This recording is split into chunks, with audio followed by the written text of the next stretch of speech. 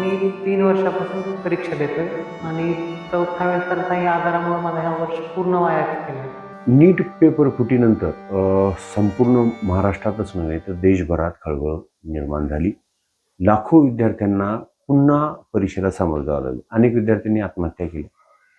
ज्यांच्याकडं पेपर फुटलाय ते आनंदित होते, त्यांच्यापर्यंत पेपर आला, ते खरेदी करू शकले. मात्र त्यांनाही आता आरोपीच्या पिंजऱ्यात आले ते आणि त्यांना पेपर पुन्हा द्यायची वेळ त्यांच्यावर आली, अभ्यास करायची वेळ आली. मात्र आत्ता आपण लातूरमध्ये एका अशा घरी आहोत ज्या विद्यार्थ्यानं तिसऱ्यांदा नीटचा पेपर दिलेला आहे. आणि 2 वेळेस त्याचे जे अटेम्प्ट होते ते उत्तम झाले होते. मात्र तिसरा अटेम्प्ट करताना त्याला किडनी फेल्युअर सारख्या आजाराला सामोरं जावं लागलं. त्याला डॉक्टर होण्याची तीव्र इच्छा होती, मात्र दोन्ही वेळेस पेपर फुटला आणि आता तिसऱ्या वेळेसही पेपर फुटलेला आहे. त्याच्यामुळे त्याला जे गुण मिळाले होते नीटच्या एक्झाममध्ये त्याच्यासाठी मेडिकलला ॲडमिशन घेणं शक्य होत नव्हतं. आणि सातत्यानं 3 वर्ष नीटचा अभ्यास करत करत त्याला शारीरिक प्रचंड त्रास झाला आणि त्यातून किडनी फेल्युअर झाला असं त्याच्या कुटुंबियाचं म्हणणं आहे. साहेब नमस्कार. हे आहेत तेलंगे साहेब. नाव साहेब आपलं? माझं संतोष तेलंगे. काय व्यवसाय आपला? माझं छोटंसं दुकान आहे सर इथं. बरं. किती वर्षापासून अभ्यास हे परीक्षा देतोय? हा विश्वजित तेलंगे. मी 3 वर्षापासून परीक्षा देतोय आणि 4थ्या वेळेस तर काही आजारामुळे माझा ह्या वर्ष पूर्ण वायाच गेलाय. आणि त्याच्यातून पण आजारातून नीट होऊन मी पेपर दिला आणि त्यात पण हा पेपर फुटला. बर. आणि आता आणि ह्याच्या आधी पण पडलेल्या मार्कमध्ये पेपर फुटतच गेला. त्याच्यामुळे जे मार्क पडले ते कधी पण पहिल्या नीट मध्ये किती मार्क पडले तुला? 430. 430. दुसऱ्या नीट मध्ये किती मार्क पडले? नंतर 490. 490. तरी मेडिकलला नंबर नाही लागला? नाही. का नाही लागला? पेपर असं फुटतच गेले ना. आणि पेपर फुटल्यामुळे एकाच मार्काचे खूप जण आले. गुणवत्ता वाढली आणि रँक माझा खाली गेला वरची. रँक खाली आला. मग त्या तुला पी मध्ये नाही लागला तुझा? म्हणजे डोनेशन भरून कॉलेजला नाही शकत? डोनेशन भरून तर मग ते तर कधी पण लागला असता, पण तेवढी आर्थिक परिस्थिती पण नव्हती ना. तेवढी आर्थिक परिस्थिती त्या डोनेशन मध्ये 1 कोटी डोनेशन द्यायचं, मग त्याची फीस वेगळी कुठं भरायची. असं ठरवूनच मेडिकलला जायचं ह्यासाठी अभ्यास केला? हा, मी ठरवूनच अभ्यास करत होतो, ठरवूनच माझं देह मी त्याच्या मागे जात होतो. पण त्याच्यामध्ये आता ह्या अशा अनेक अडचणी आल्या आणि त्या अडचणींना सामोरं जात जात शरीराचं इतकं वाटोळं झालं माझ्या, की आता ते आयुष्यभरासाठी ते माझ्यासाठी खूप अवघड आहे जपणं. आयुष्यभर गोळ्या खाणे. आणि हे असं झालंय की मीच एकटा म्हणून असे खूप विद्यार्थी आहेत ज्यांना असे आजार झालेत परीक्षेच्या नादात, करिअरच्या नादामध्ये. त्यांचे पेपर फुटत गेले, ते तब्येतीकडे त्यांनी दुर्लक्ष केलं, कुणी मेंटली डिस्टर्ब झालं, कुणाला मोठे आजार झाले. पण ह्यांना कुठंच कसल्याच प्रकारे सरकार कन्सिडर करत नाही. काही लोक असे पण आहेत, फेक पीडब्ल्यूडी सर्टिफिकेट काढतात. पण पीडब्ल्यूडी सर्टिफिकेट अशा आजारांना मिळायला पाहिजे, कारण हे एक प्रकारे अपंगत्वच आहे.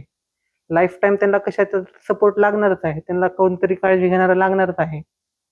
माझं इतकंच म्हणणं आहे की याच्यासाठी काहीतरी तुम्ही करावा, अशा आजारांसाठी, की पीडब्ल्यूडी मध्ये कुठेतरी जागा द्यावी किंवा एखादी सीट कुठेतरी राखीव ठेवावी, जशी अपंगांसाठी असते तशी मेडिकलसाठी. काय नेमकी परिस्थिती होती? कशी तो सातत्यानं अभ्यास करत होता? सर तो घरी एकटाच राहायचा. माझं छोटं दुकान असल्यामुळे मी जायचं, मॅडम पण त्यांच्या कामाला जायच्या. तो सकाळी 9 वाजल्यापासून 5 वाजोकोना 4 वाजोकोना तो तिथंच बसून राहायचा. मग मी ज्यावेळेस 4ला घरून यायचं, बघायचं मुलगा काय करलाय, तर तो तिथंच बसून राहायचा.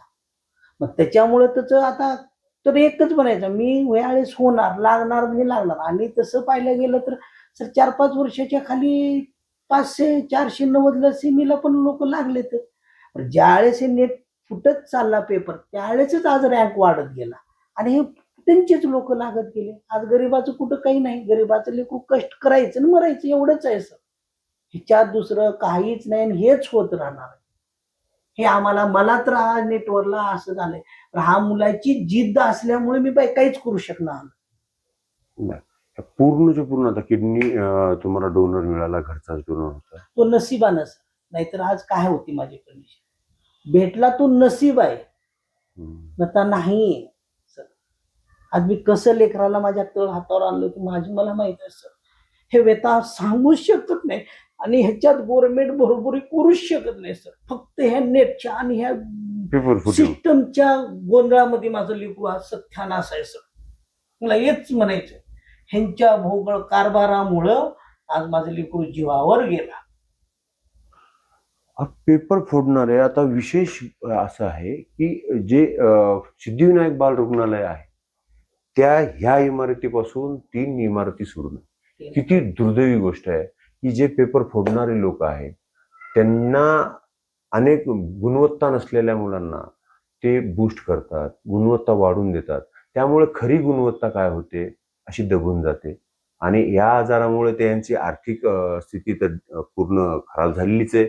मुलाचं आरोग्य खराब झालेलं आहे. त्याची जिद्द होती मेडिकलला, तो पहिल्याच अटेम्प्टमध्ये मेडिकलला लागला असता 490 नीटमध्ये त्याला गुण मिळाले होते. मात्र वाढीव गुणवत्ता जी तयार झालेली आहे पेपर फुटीमुळे त्याच्यामुळे त्याचा नंबर लागला नाही असंच तुम्हाला म्हणायचं. हो सर, सरळ सरळ आहे. तुम्ही बघा ना, तुम्ही मागलं काढा खोटं वाटेल तर 5-7 वर्षाच्या खाली बघा रँक कितीला आहे. माझ्यावर खरं धरू नका, तुम्ही पहा, ऍक्च्युअली पहा त्याचं सगळं. आता नेमकी काय मागणी आहे? आम्हाला सर एकच म्हण, कानावाल्याला देतात, डोळ्यावाल्याला देतात, कुणाचा पाय असेल तर देतात. हा एवढा मोठा आजार आहे, एकच किंडीवर आहे, तो अपंगच आहे ना आजच्या घडीला. त्याच्या पायी आमच्या पायी काहीतरी गव्हर्नमेंटनं जागा द्यावी, त्याची इच्छा पण पूर्ण करावी. काय त्यानं आजो सुद्धा तो अभ्यास करूच लागलाय, आजो त्यानं त्याची जिद्द सोडली नाही. तर त्यानं किती करणार आहे? आता आम्हाला असं वाटलं की ह्यानं करतच राहील आणि फोडतच चालते.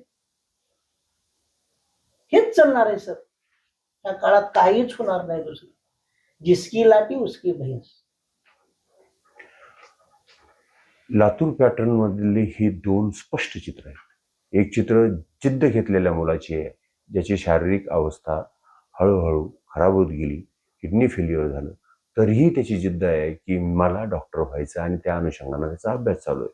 पहिल्या अटेम्प्टमध्ये, दुसऱ्या अटेम्प्टमध्ये त्याला चांगले मार्क होते. तिसऱ्या अटेम्प्टच्या वेळेस तो आजारी पडला, किडनी ट्रान्सप्लांटची वेळ आली. झालंही आहे, आर्थिक नुकसानी झालेली आहे, शारीरिक नुकसानी झाली आहे. आणि एकीकडे लातूरमध्ये चित्र दिसत आहे, प्रचंड पैसेवाले लोक पैशासाठी पेपर फोडताना दिसतात. अशी 2 वेगवेगळी चित्र याच लातूरमध्ये आपल्याला पाहायला मिळत आहेत. निशांत भद्रेश्वर, एबीपी माझा, लातूर. एबीपी माझा, उघडा डोळे बघा नीट.